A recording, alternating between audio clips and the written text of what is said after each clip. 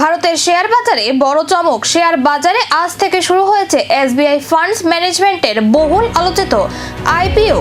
14 জুলাই থেকে 16 জুলাই পর্যন্ত আবেদন করতে পারবেন বিনিয়োগকারীরা। এই আইপিওর প্রাইস ব্র্যান্ড রাখা হয়েছে প্রতি শেয়ার 545 থেকে 574। সংস্থার লক্ষ্য এই ইস্যুর মাধ্যমে প্রায় 11,693 কোটি টাকা সংগ্রহ করা, যা 2026 সালের অন্যতম বৃহত্তর আইপিও হিসেবে বিবেচিত হচ্ছে।